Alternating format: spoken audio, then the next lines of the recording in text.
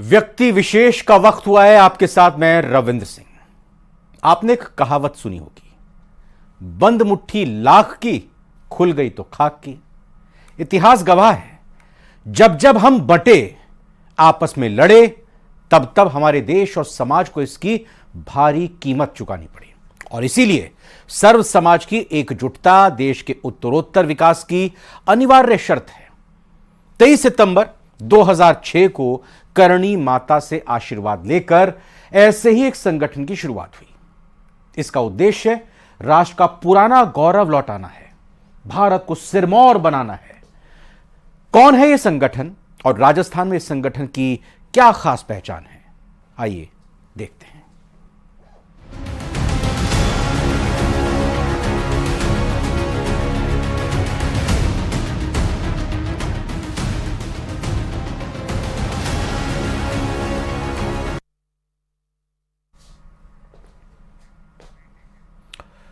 सुखदेव सिंह गोगामेडी के हत्यारे पुलिस के हत्थे चढ़ चुके हैं।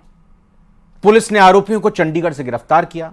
अब आरोपियों से पूछताछ में बड़े खुलासे हो सकते हैं। पहले ही रिपोर्ट देखिए, फिर थोड़ा और बारीकी से इस पूरे मामले को समझेंगे।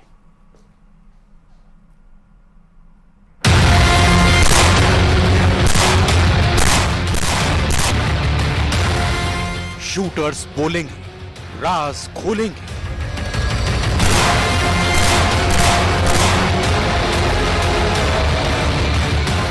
हत्या से पहले की थी रेकी।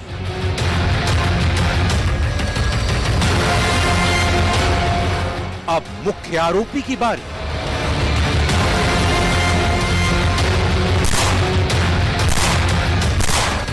सीसीटीवी की एक तस्वीर 5 दिसंबर की, जब श्री राष्ट्रीय राजपूत करणी सेना के अध्यक्ष सुखदेव सिंह गोगामेडी की गोली मारकर हत्या कर दी गई थी।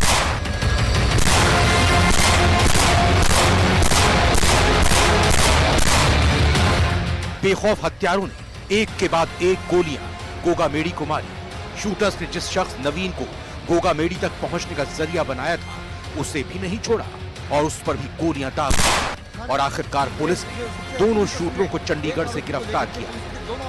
वारदात को 2 शूटर रोहित और नितिन ने अंजाम दिया था। दिल्ली क्राइम ब्रांच की पूछताछ में मर्डर को लेकर खुलासा हुआ है कि नवीन शेखावत ने सुखदेव सिंह गोगामेडी की रेकी की थी। हत्याकांड से 1 हफ्ते पहले पूरी साजिश रची गई थी। इस वारदात के कुछ घंटे बाद गैंगस्टर रोहित गोदारा ने एक सोशल मीडिया पोस्ट के जरिए सुखदेव की हत्या कराने की जिम्मेदारी ली। अब आपको बताते हैं कि गोगामेडी हत्याकांड में कब क्या हुआ। तारीख 6 दिसंबर। हत्याकांड से गुस्साए राजपूत समाज ने पूरे राजस्थान में प्रदर्शन करते हुए आरोपियों के एनकाउंटर की मांग की। जयपुर पुलिस ने सुखदेव की पत्नी की शिकायत पर एफआईआर दर्ज की, जिसमें अशोक गहलोत और राजस्थान के डीजीपी का नाम भी शामिल किया। तारीख 7 दिसंबर। हत्याकांड के दोनों आरोपियों पर पुलिस ने 5-5 लाख रुपए का इनाम घोषित किया। तारीख 9 दिसंबर। पुलिस ने आरोपी नितिन फौजी के दोस्त रामवीर जाट को गिरफ्तार किया। रामवीर पर दोनों शूटर्स को जयपुर से भागने में मदद करने का आरोप है। इसी दिन दिल्ली और राजस्थान पुलिस की संयुक्त टीम ने चंडीगढ़ से दोनों शूटर को गिरफ्तार किया। दोनों शूटर के तीसरे साथी उधम को भी गिरफ्तार किया।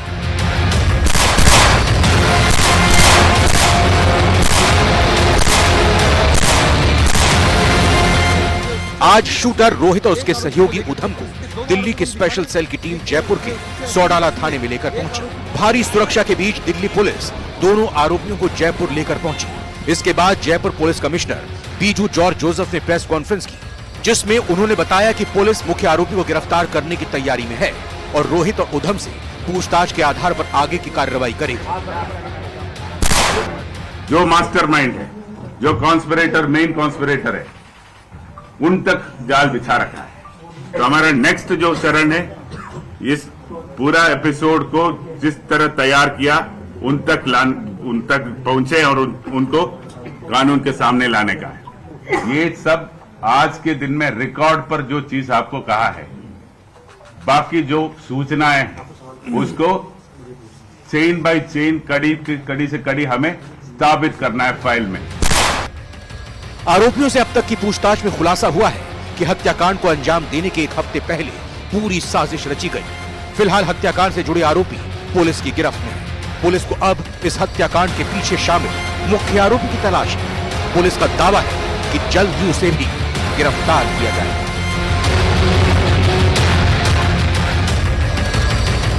Bureau report, news 18 Rajasthan.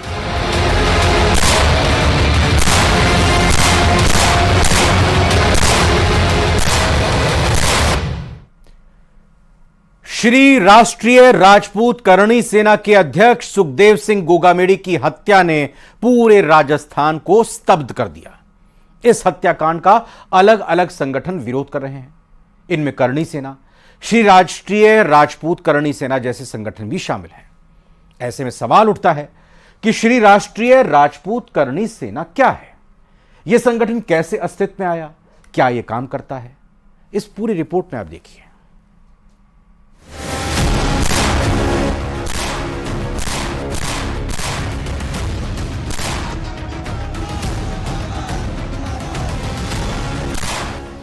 पांच दिसंबर को राजधानी जयपुर में हुई एक वारदात ने पूरे प्रदेश में उबाल ला दिया।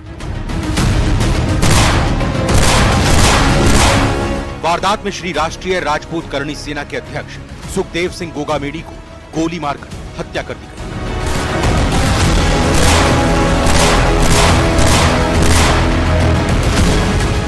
गोगामेड़ी लंबे समय से राष्ट्रीय करणी सेना से जुड़े थे, लेकिन बाद में करणी सेना से अलग होकर गोगामेड़ी ने श्री राष्ट्रीय राजपूत करणी सेना नाम से अलग संगठन बना लिया था।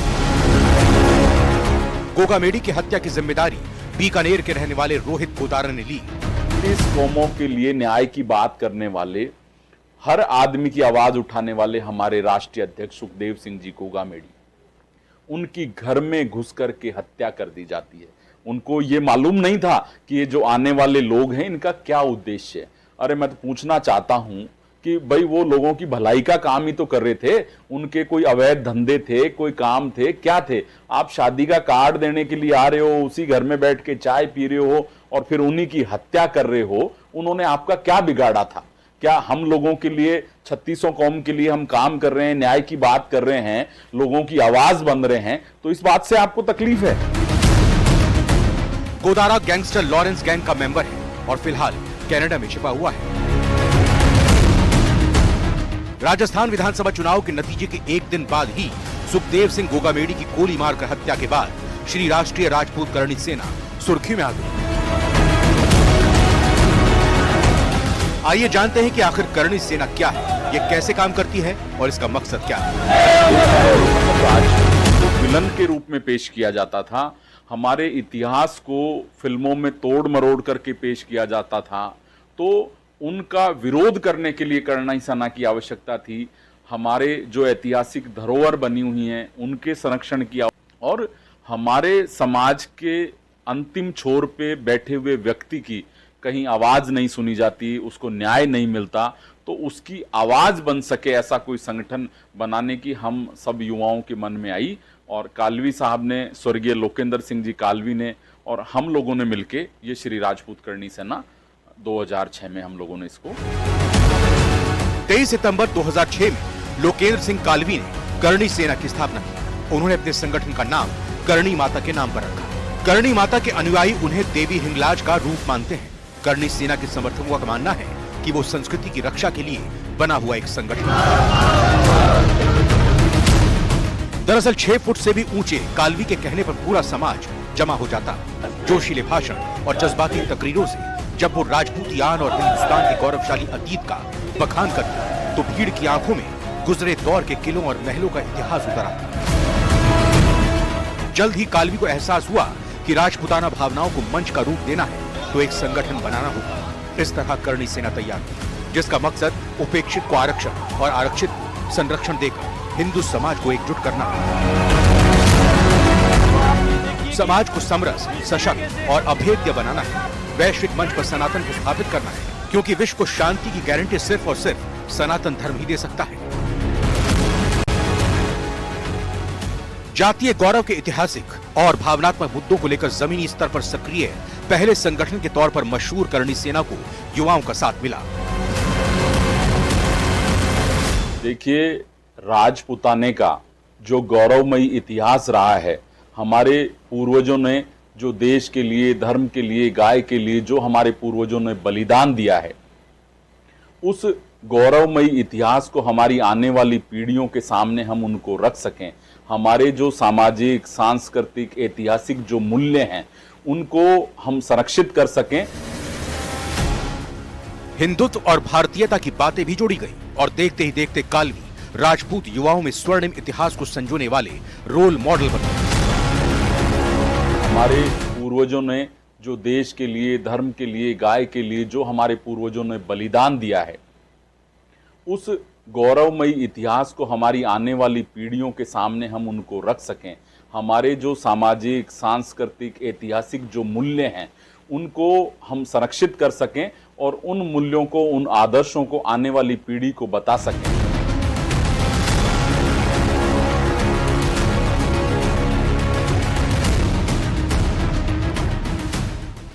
लंबी कदकाठी और राजपूती लिबास के बाद जब वो सभा में उपस्थित होते तो बरबसी उनकी तरफ लोगों का ध्यान चला जाता था। जब वो कहते थे कि मुझे रानी पद्मिनी की 37वीं पीढ़ी से होने का सौभाग्य प्राप्त है, जौहर की ज्वाला में बहुत कुछ जल जाएगा, रोक सको तो रोक लो, तो उनके समर्थक हुंकार भरने लगते थे।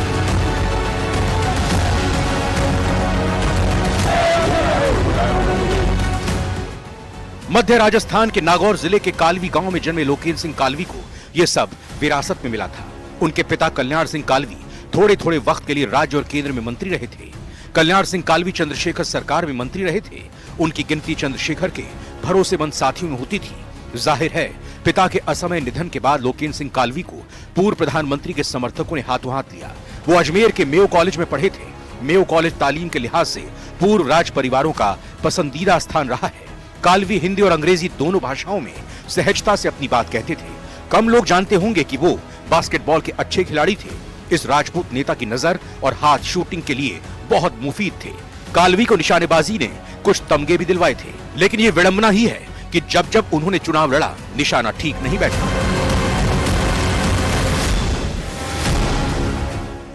सामाजिक भेदभाव और छुआछूत के धुर विरोधी रहे लोकेंद्र सिंह कालवी सर्व समाज के नेता थे। विधानसभा और संसद पहुंचने का कालवी का सपना भले ही पूरा ना हुआ हो, लेकिन करणी सेना के गठन और विस्तार में उनके योगदान को भुलाया नहीं जा सकता।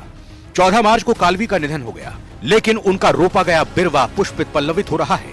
आखिर क्या है करणी सेना की लोकप्रियता और विस्तार के कारण, बताएंगे आप।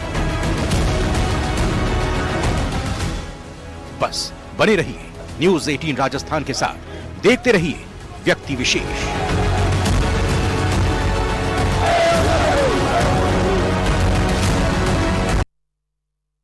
23 सितंबर 2006 को अस्तित्व में आई करणी सेना ने युवाओं को सिर्फ उनके पुरखों के गौरव को ही याद नहीं दिलाया, बल्कि उनमें समाज सेवा के संस्कार भी जगा दिए। तभी न सिर्फ राजस्थान बल्कि दूसरे प्रदेशों में भी इस सामाजिक संगठन का विस्तार हो रहा है और इसकी विचारधारा से प्रेरित होकर लोग इससे अपने आप ही बरबस जुड़ रहे हैं और इसके उदाहरण लगातार देखने को मिलते रहते हैं।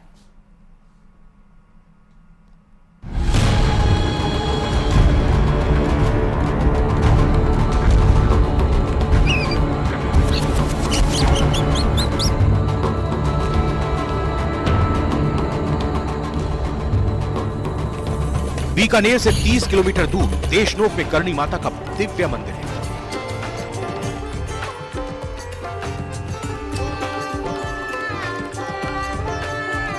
जहां बड़ी संख्या में देश विदेश से लाखों भक्त पहुंचते हैं।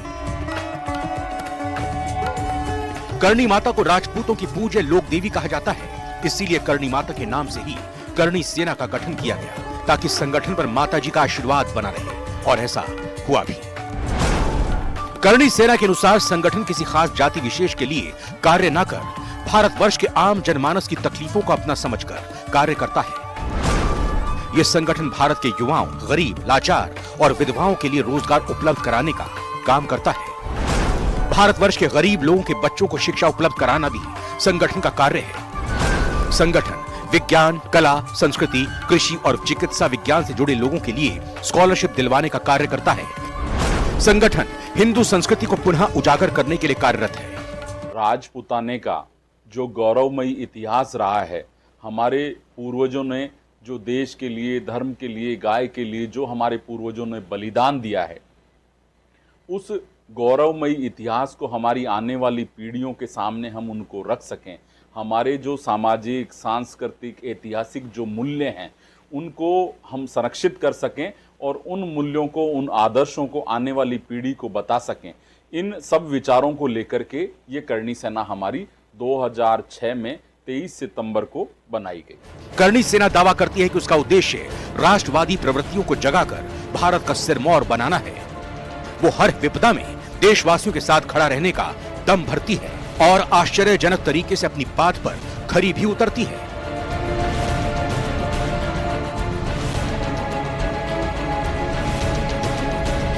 ये एक बार नहीं बल्कि कई बार देखा गया। करणी सेना से जुड़े लोग टूटती सांसों को नई जिंदगी देते रहे। नाबालिग बच्ची की गुमशुदगी जब पुलिस के लिए रोजनामचा बनकर रह जाती है, तब थानेदार को नींद से जगाने में करणी सेना से जुड़े लोगों का अहिंसक प्रदर्शन ही काम आता है। एक हमारे राजस्थान में एक कहावत है कि ठगाया ही ठाकर बाजे।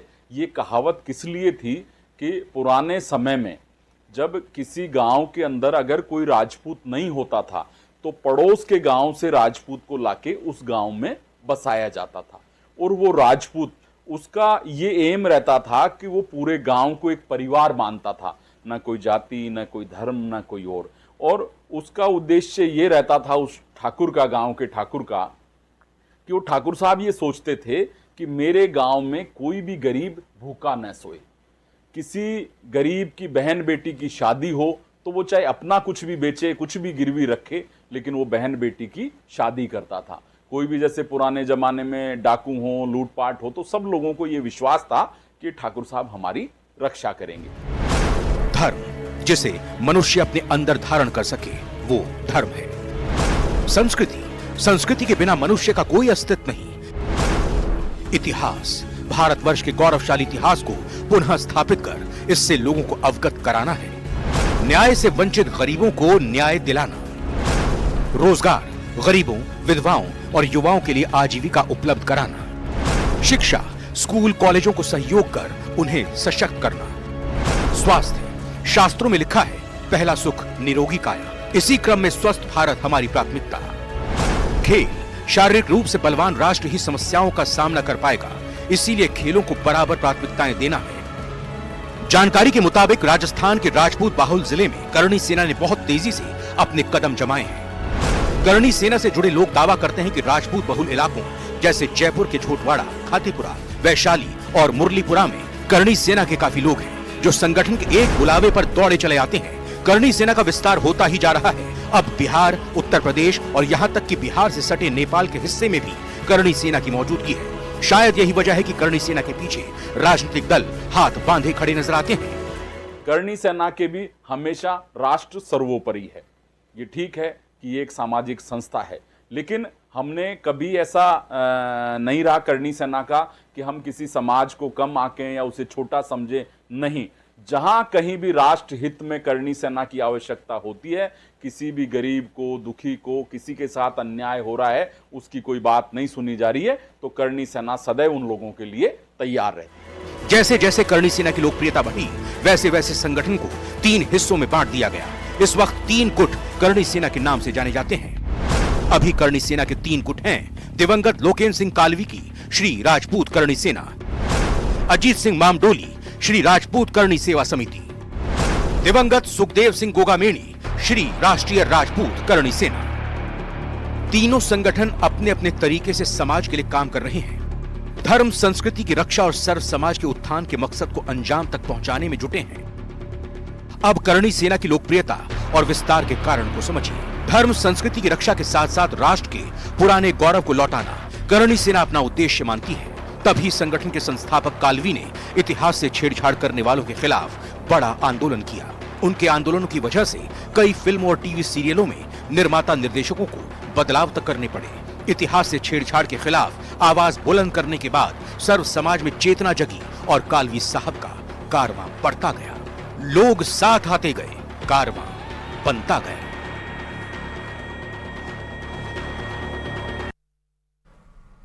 पूछने वाले पूछ सकते हैं कि क्या वाकई इतिहास लेखन के नाम पर आस्था से खिलवाड़ किया गया? या भोले भाले नौजवानों को गोल्डन एज के नाम पर बरगलाया गया।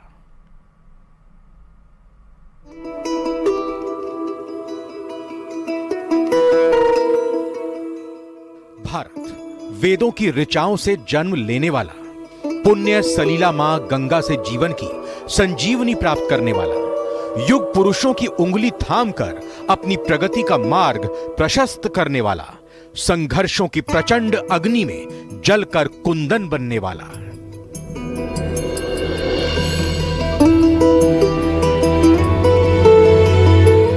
भारत के इतिहास का पहला पन्ना तब लिखा गया था जब मनुष्य ने समय को दिन और तारीखों में बांटना भी नहीं सीखा था। 10,000 वर्ष पहले इस पुण्य भूमि का खाका बनना शुरू हुआ, लेकिन अपना पुराना इतिहास साबित करने के लिए आज इसके पास साक्ष्य तक नहीं है।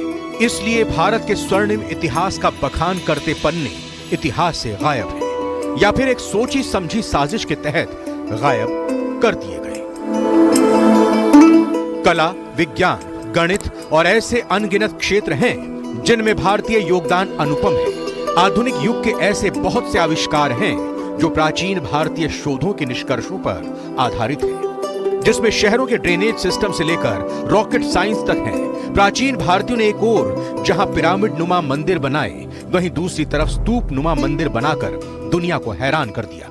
आज दुनिया भर में प्रार्थना स्थल इसी शैली में बनते हैं। समुद्र में डूबी श्री कृष्ण की द्वारिका के अवशेषों से पता चलता है कि आज से 5,000 साल पहले जब पूरी दुनिया जंगलों में नंगी घूमती थी, तब भी भारत में बनने वाले मंदिर और महल अत्यंत भव्य और दिव्य हुआ करते थे। प्राचीन भारतीय ग्रंथों के अध्ययन से पता चलता है कि यहाँ युद्ध के भी नियम होते थे। प्रेम की कौन कहे, यहाँ युद्ध भी न्याय संगत तरीके से लड़े जाते थे। लेकिन 8वीं सदी में आए लुटेरों ने भारत की समृद्धि और वैभव का ऐसा नाश किया कि पूछिए मत। विदेशी हमलावर घोड़ों पर चढ़कर धूल उड़ाते हुए आए और मंदिरों का सोना चुरा कर ले गए, ग्रंथ जला दिए, इतिहास छिन्न भिन्न कर दिया। रही सही कसर आधे अधूरे इतिहास लेखन ने पूरी कर दी। तमाम नायकों को मिथक कहकर नकार दिया गया। इसलिए इतिहास में ना उस मां का जिक्र है जिसने बेटे की जान देकर राजधर्म निभाया, न गोरा बादल की वीरता और न चित्तौड़ की महारानी पद्मिनी के आत्मोत्सर्ग का बखान है। गोरा बादल के शव पर भारत माता रोई थी, उसने अपनी 2 ज्वलंत प्यारी मणियां खोई थी। धन्य धरा मेवाड़, धन्य गोरा बादल अभिमानी, जिनके बल से रहा पद्मिनी का सतीत्व अभिमानी, जिसके कारण मिट्टी भी चंदन है राजधानी। भारत के गौरवशाली अतीत और महान परंपराओं की या तो अनदेखी हुई या तोड़ मरोड़ कर पेश किया गया। प्रख्यात इतिहासकार केपी जायसवाल के अनुसार भारत में लोकतंत्र की अवधारणा रोमन ग्रीक गणतंत्र प्रणाली से भी पुरानी है, लेकिन अंग्रेजों और मार्क्सवादी नजरिए से लिखे गए इतिहास की किताबों में भारतीय लोकतंत्र पर रहस्यमयी चुप्पी है। यह जरूर बताया गया है कि 2500 साल पहले यूनान के एथेंस में लोकतंत्र था। दशकों पहले तक वर्ष 1857 में हुए हमारे प्रथम स्वाधीनता संग्राम को सिपाही विद्रोह कहा जाता था। जब वीर सावरकर ने इसे भारत का प्रथम स्वाधीनता संग्राम कहा, तब भारतीय इतिहासकारों ने भारतीय दृष्टि से इसे देखना शुरू किया। अब आप ही बताइए, इतिहास लेखन के नाम पर आस्था से खिलवाड़ को कोई राष्ट्रभक्त भला कैसे बर्दाश्त कर सकता है? देश के खलनायकों को नायक और नायकों को खलनायक बनाने की झूठी और भोथरी दलील को कैसे सहन किया जा सकता है? इसीलिए देर सबेर भारत की आन बान शान का बखान करने वाली आवाज उठनी ही थी। यूं तो भारत के गौरवशाली अतीत की अनदेखी के खिलाफ कई बार आवाज उठी, लेकिन यह आवाज उन सब से जुदा थी, इसलिए इस आवाज को दरकिनार नहीं किया जा सका। तभी गफलत की नींद सोने वाले, इतिहास से छेड़छाड़ करने वाले अपनी गलती सुधारने के लिए मजबूर होते रहे। सच बस इतना है कि अतीत को अनदेखा करने वाले अपने भविष्य की खाई खोदते हैं। इसीलिए इतिहास लेखन में हुई भूल सुधारी जाए, भारत माता को वैभव के शिखर तक ले जाने में जुटी आवाज सुनी जाए। Bureau report, news 18 Rajasthan.